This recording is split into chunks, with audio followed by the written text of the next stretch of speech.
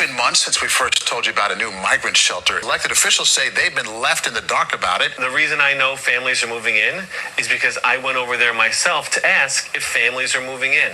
And that's not an acceptable. So the city is taking over apartment complexes, some of them recently constructed for use as asylum crisis shelters. However, New York is also in the middle of a housing crisis. With so few available apartments, 30% of New Yorkers spend half their income in rent, which makes some of these recent shelter conversions even more controversial, because some of them were originally built to be affordable housing for New York's middle class.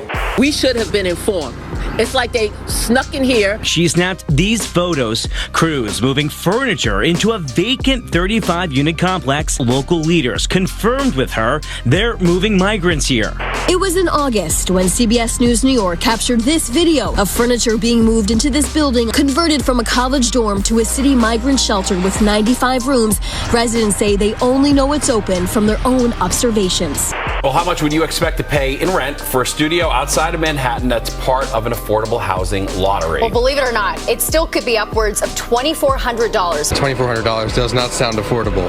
The influx of more than 3,000 asylum seekers living at the site is overwhelming the neighborhood. Demonstrators at a rally Thursday highlighted a range of concerns, from excess trash to loitering and a surge of homelessness under the BQE.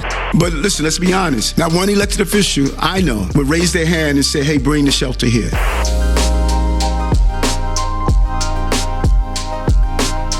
A new Bronx apartment building was meant to provide housing, but instead, it's a shelter. However, what nobody's talking about is this didn't happen because we've got a mean mayor or arrogant city leaders who want to pit groups against each other. No, instead, the actual reason this happened is even more controversial. Because it's the law, and the law here states anyone can request emergency housing and receive a temporary place to stay. And since the asylum crisis started, over 220,000 people, most of whom are fleeing extreme poverty, have come here. And our right to shelter rules, which most residents say they support, have mandated the city find and rent buildings to house people as needed, with the first facilities taken over for this purpose being abandoned hotels, warehouses, and empty soccer fields. But those aren't the only buildings the city is allowed to procure when faced with a humanitarian crisis, even if solving that crisis would conflict with New York's housing crisis. And as we're going to learn today, no building in town is exempt from these rules, even if it's an affordable housing complex a wealthy developer received government tax breaks to build, creating a crony capitalism that's perplexing to middle-income New Yorkers who keep voting in progressives who promise to fight for them but have yet to deliver. Which brings us to the real reason why the city is paying rich people to build apartment complexes as affordable housing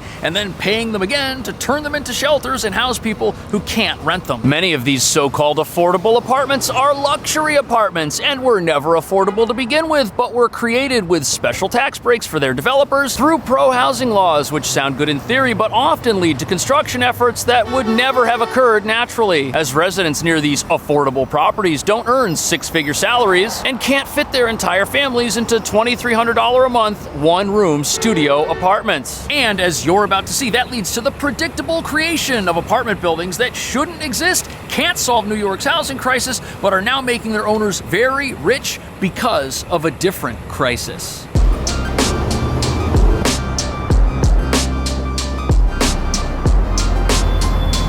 So here we've got some luxury apartment buildings, and although some of them were created with the help of government tax incentives to cordon off a certain number of units as affordable housing, none of them are failures like the buildings in our story today, which led to them being considered as shelters in the first place. But for a building designed to provide housing during a housing crisis to fail in that mission is a big disaster, especially when the property got government tax breaks to exist in the first place. Yet this is exactly what happened to the building in our story that was meant to provide affordable housing units, but now is no longer able to do that. Because after it was built, it was so expensive, nobody could afford to live there, and many of the units sat empty. And the city, who's looking for extra shelter space, saw that building and said, gee, that looks like a place we could use, and they've been doing this all over town for months. Harlem residents are accusing the city of using the bait and switch tactic on them.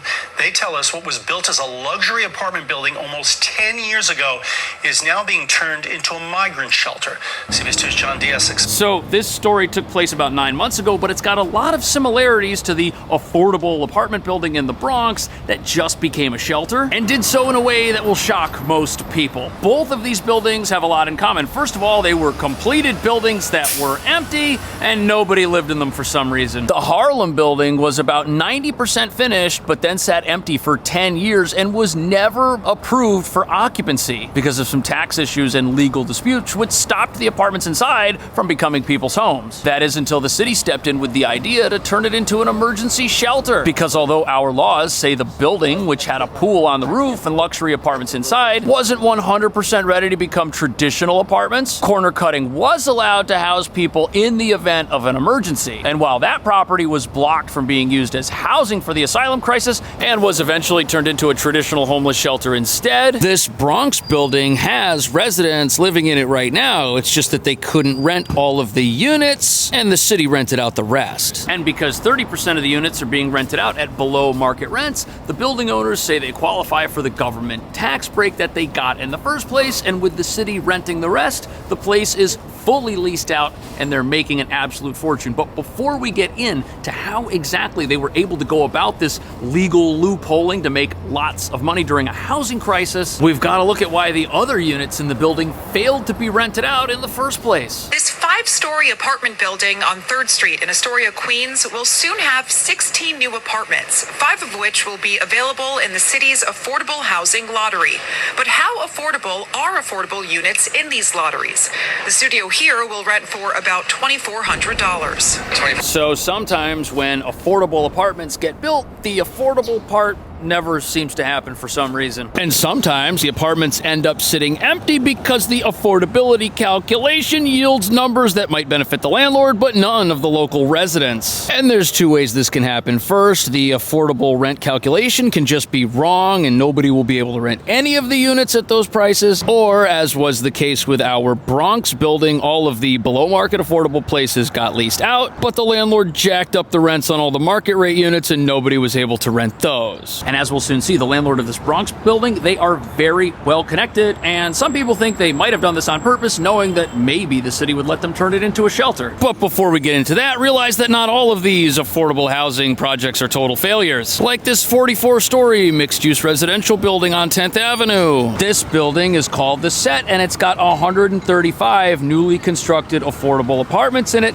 that can rent out for below market rents. And right now they have 5 of the unaffordable studios for $5,900 a month left in case you want one. But unlike this facility, our Bronx building, which became a shelter, had market rate apartments nobody in the area could rent. But in our Bronx building, studio apartments rent for around $2,150 per month, and the median rent for a studio in that neighborhood was $1,420 per month in 2022, which is less than what you'll find in here by comparison, but it reveals that there just isn't demand for luxury apartments in that particular part of town like there is here, especially when these are places that are one-room apartments. These aren't designed for families or somebody that has to live with a roommate or another person. And the reason it's so controversial that this place has become a shelter is because the building itself never would have been built in that part of town without the government tax breaks to do it. Unlike these luxury buildings here, which serve a purpose in this part of town where you have demand for luxury apartments in general. But as it turns out, the owners of this Bronx building have a history of turning properties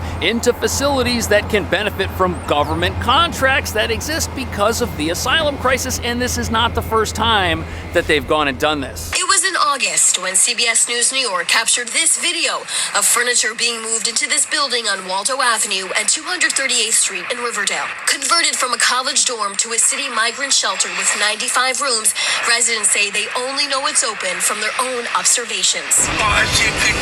So this other Bronx building, which used to be a college dorm, is owned by the same people that own the affordable housing building that is also becoming a shelter. What are the odds? However, this particular developer isn't the only one getting in on the cash cow that is the asylum crisis. The same thing happened recently in Gowanus, Brooklyn, where a facility that was never allowed to be apartments was purchased by a different well-connected developer developer who then almost instantaneously got approval to make that facility a shelter, even though the city deemed it unsafe to use as apartments because of environmental factors. Proving that as the city deals with this ongoing emergency humanitarian situation, profiteers are lurking around every corner who have business plans that aren't to provide something to the free market, but rather the government, where they allegedly know the right people. And what's wild is even though most residents support the city's right to shelter rules, every time the city tries to build one, there are protests, there's pushback. And that's why when they set these places up, they do it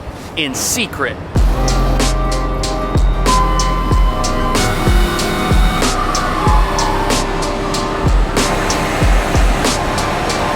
So I didn't even know, apparently this little hotel right here on 36th Street is a shelter for asylum seekers. And even though the asylum crisis itself is drawing down compared to where it was a year ago, the city is still on the hunt for facilities it can use to house people. And with a limited budget, they've got to select places that are affordable and fit within that budget, which is why some hotels are part of this program and then they get dropped a few months or a year or so later. But even though most New Yorkers say they support right to shelter, and this state voted blue in the last election, when the city sets up facilities like this, they are as quiet and secretive about it as they can possibly be until it's open. In fact, the reason I know families are moving in is because I went over there myself to ask if families are moving in.